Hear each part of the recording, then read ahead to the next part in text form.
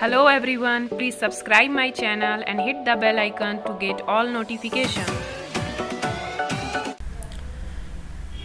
Hello everyone, आज हम लोग टेम्परेचर के बारे में पढ़ेंगे यानी तापमान के बारे में पढ़ेंगे, जो कि क्लास 7 के चैप्टर 4 एयर का ही एक टॉपिक है।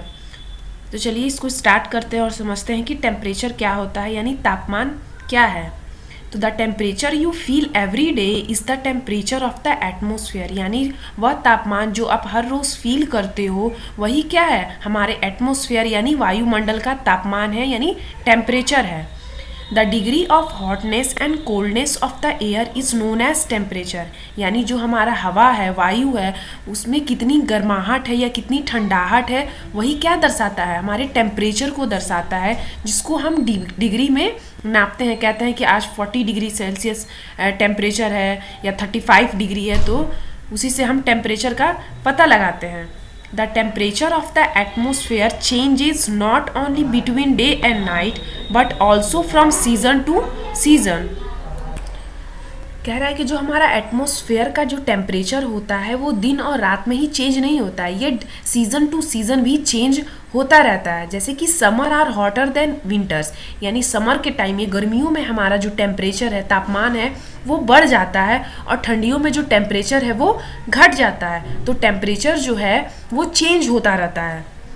An important factor that influence the distribution of temperature is insolation. कह रहा है कि इंसोलेशन एक ऐसा फैक्टर है, कारक है, जो कि टेम्परेचर के डिस्ट्रीब्यूशन को क्या करता है, ये प्रभावित करता है। अब ये इंसोलेशन क्या है? इंसुलेशन को हिंदी में हम आतपन कहते हैं। इंसुलेशन होता क्या है? तो insulation is the incoming solar energy intercepted by the earth. Insolation जो होता है, जो हमारे सन से जो भी एनर्जी आता है और उस एनर्जी को जब अर्थ जो है उसको ट्रैप कर लेता है, यानी जो हमारी पृथ्वी है उसे रोक लेती है, उसी को हम इंसुलेशन कहते हैं। तो इंसुलेशन वह सोलर एनर्जी है जिसको हमारी जो अर्थ है वो रोक लेती है। तो आगे कह रहा है the amount of insolation decreases from the equator towards the pole. कह रहा है कि इंसुलेशन का जो अमाउंट है वो घटता है जब हम इक्वेटर से पोल्स की तरफ जाते हैं। हम सब जानते हैं कि हमारी जो अर्थ है उसके दो पोल्स है, एक नॉर्थ पोल होता है और एक साउथ पोल होता है। तो जैसे, और हमारे बीच में क्या होता है, इक्वेटर होता है, यानी बीच की जो लाइन है उसे हम इक्वेटर कहते हैं। और इक्वेटर पे हम सब जानते हैं जो सन की लाइट है, सन की जो रेज है वो डायरेक्ट पड़ती है और इस वजह से वहाँ पे बहुत ज़्यादा गर्मी होती है और पोल्स पे जो सन की लाइट है वो पहुँच नहीं पाती है, बहुत कम पहुँचती है, जिसकी वजह से वो हमारे नॉर्थ पोल हो या साउथ पोल हो वो हमेशा बर्फ़ से ढका हुआ होता है और वहाँ का जो टेम्परेचर होता है, तापमान होता है, वो बहुत कम होता है। तो आगे हम देखते हैं, बोला कि now do you understand why poles are covered with snow. क्या आपको समझ में आया कि जो हमारा पोल्स है वो स्नो से क्यों ढका हुआ होता है? क्योंकि वहाँ पे जो टेम्परेचर होता है वो बहुत कम होता है, इस वजह से। If the earth temperature rises too high, it would become too warm for some crops to grow. कह रहा है कि अगर अर्थ का टेम्परेचर बहुत ही ज़्यादा हाई हो जाएगा तो गर्मी बहुत ज़्यादा हो जाएगी और इसकी वजह से कुछ क्रॉप्स ऐसे होंगे उनके लिए बहुत ज़्यादा गर्माहट हो जाएगी और उनको ग्रो करने में क्या होगा, दिक्कत होगा। The temperature in city is much higher than that of village. कह रहा है जो शहरों का टेम्परेचर होता है वो गाँव के मुकाबले, विलेजेस के मुकाबले बहुत ही ज़्यादा होता है। The concrete and metals in buildings and the asphalt of roads get heated up during the day. कह रहा है कि जो कंक्रीट से बने हुए यानी सीमेंट, गिट्टी, बालू या जो भी मेटल से बने हुए बिल्डिंग्स होती हैं, रोड होते हैं, ये दिन के टाइम बहुत ही ज़्यादा गर्म हो जाते हैं। अगर आप रोड पे जब ज़्यादा धूप निकले, अगर आप नंगे पैर रोड पे जाएंगे तो जो रोड होता है वो बहुत ही ज़्यादा हीट हो चुका होता है और हमारे पैर जलने लगते हैं। This heat is release during the night, और ये जो हीट होती है वो रात के समय में रिलीज हो जाती है। Also, the crowded high-rise buildings of the city trap the warm air and thus raise the temperature of the city, जो कह रहा है कि जो भीड़ भाड़ वाली जो शहर होते हैं, बिल्डिंग्स होती हैं बड़ी बड़ी शहरों की, वो क्या करती है, गर्म हवा को रोक लेती हैं, और रोकने की वजह से जो सिटीज़ का टेम्परेचर होता है, तापमान होता है, वो बढ़ जाता है। यहाँ पे कह रहा है डू यू नो, क्या आप जानते हैं the standard unit of measuring temperature is degree Celsius. कह रहा है क्या आप जानते हैं कि जो तापमान मेज़र करने, जो स्टैंडर्ड यूनिट होता है तापमान को यानी टेम्परेचर को मेज़र करने का, वो क्या होता है, डिग्री सेल्सियस में हम उसको मेज़र करते हैं। It was invented by Anders Celsius, किसके द्वारा इन्वेंट किया गया था ये डिग्री सेल्सियस, तो एंडर्स सेल्सियस के द्वारा इन्वेंट किया गया था, इसी के नाम पे इसका नाम पड़ गया। On the Celsius scale the water freezes at 0 degree Celsius and the boils at 100 degree Celsius. कह रहा है कि सेल्सियस स्केल पे अगर हम देखें तो 0 डिग्री सेल्सियस पे क्या होता है, बर्फ जम जाती है, और 100 डिग्री सेल्सियस पे जो पानी होता है वो उबलने लगता है, बॉयल हो जाता है। एयर प्रेशर, एयर प्रेशर को हिंदी में हम वायु दाब कहते हैं। अब ये एयर प्रेशर क्या होता है, तो चलिए इसको देखते हैं कि एयर प्रेशर क्या होता है। You will be surprised to know that air above us presses us with a great force on our body। कह रहा है कि आपको ये जान के आश्चर्य होगा कि जो हवा है हमारे एटमॉस्फेयर में, जो चारों तरफ हवा है, वो हम पे क्या करती है, प्रेशर लगाती है, यानी दबाव डालती है हमारे ऊपर, अभी बहुत ज़्यादा हाई फोर्स से हमारे बॉडी पे। However we do not feel it, लेकिन हम इसको फील नहीं कर पाते हैं, इस प्रेशर को हम फील नहीं कर पाते हैं, इस दाब को हम फील नहीं कर पाते हैं।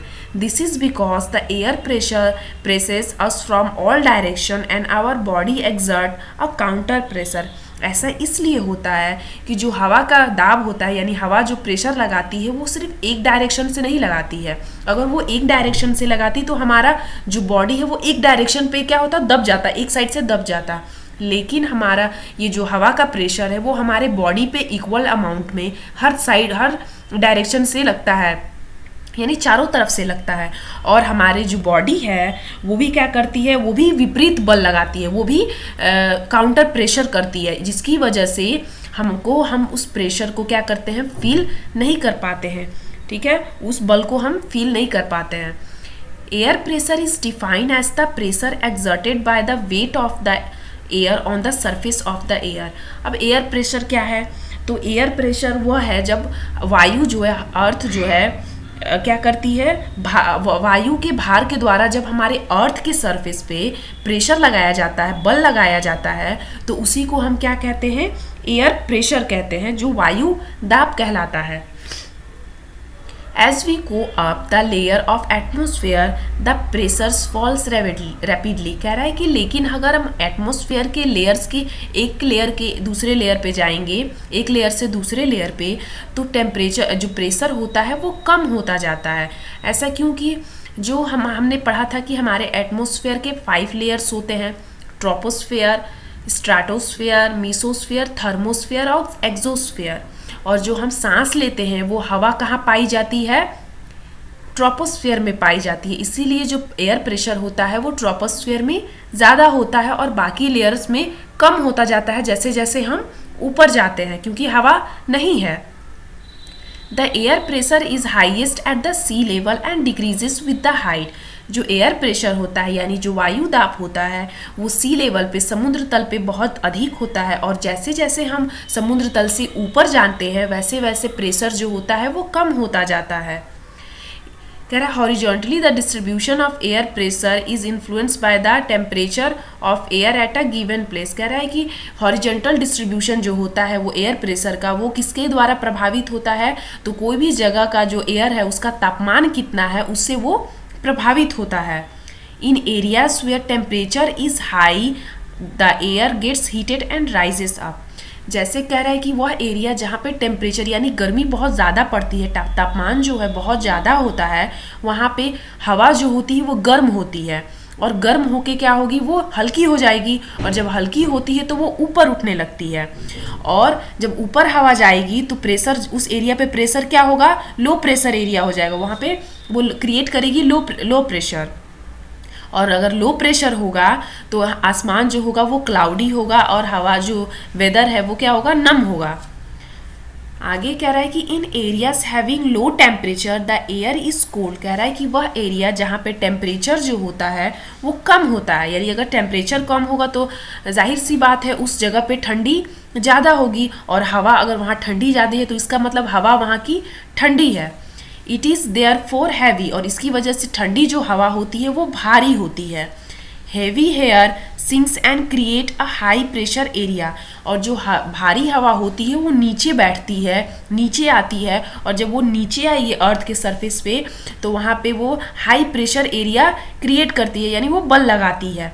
High pressure is associated with clear and Sunny sky. अगर हाई प्रेशर होगा तो आसमान क्या होगा, साफ होगा। अगर लो प्रेशर होता है तो लो प्रेशर में हमारा जो आसमान होता है यानी जो वेदर होता है वो नम होता है और क्लाउडी स्काई हो जाते हैं। अगर प्रेशर हाई होता है तो आसमान साफ हो जाता है।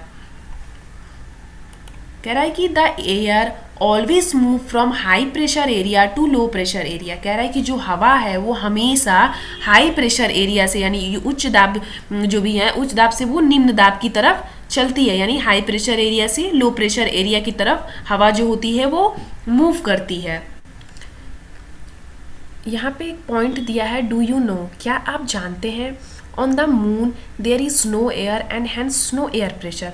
जैसा कि हम सब जानते हैं कि मून पे कोई हवा नहीं है और जिसकी वजह से वहाँ पे कोई एयर प्रेशर भी नहीं है।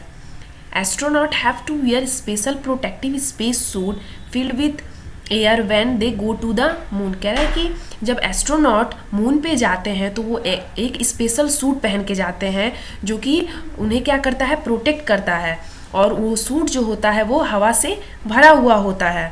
If they did not wear this space suit, the counter pressure exerted by the body of the astronaut would make the blood vessel burst। कह रहा है कि अगर वो स्पेशल सूट ना पहन के जाएंगे तो उनकी बॉडी जो है क्या करती है, हमारी बॉडी ह्यूमंस की काउंटर प्रेशर करती है, और बाहर से जब एयर प्रेशर लगता है तो हमें वो फील नहीं होता है और बैलेंस जो है वो बना रहता है। लेकिन अगर हम मून पे जाते हैं वहाँ पे तो कोई प्रेशर नहीं है, एयर ही नहीं है वहाँ पे, और हमारी जो बॉडी है लेकिन वो तो एयर प्रेशर क्या करेगी, एग्जर्ट करेगी, और जब उसे कोई बाहर से एयर नहीं मिलेगा तो क्या होगी, वहाँ हमारी जो एस्ट्रोनॉट की जो नसें हैं बॉडी की वो क्या हो जाएंगी, ब्लड वेसल्स फट जाएंगी। तो आई होप आप सबको यहाँ तक का वीडियो समझ में आया होगा। अगर आपको ये वीडियो अच्छी लगी तो प्लीज़ मेरे चैनल को सब्सक्राइब करिएगा, इस वीडियो को लाइक करिएगा और फ्रेंड्स के साथ शेयर करिएगा। Thank you.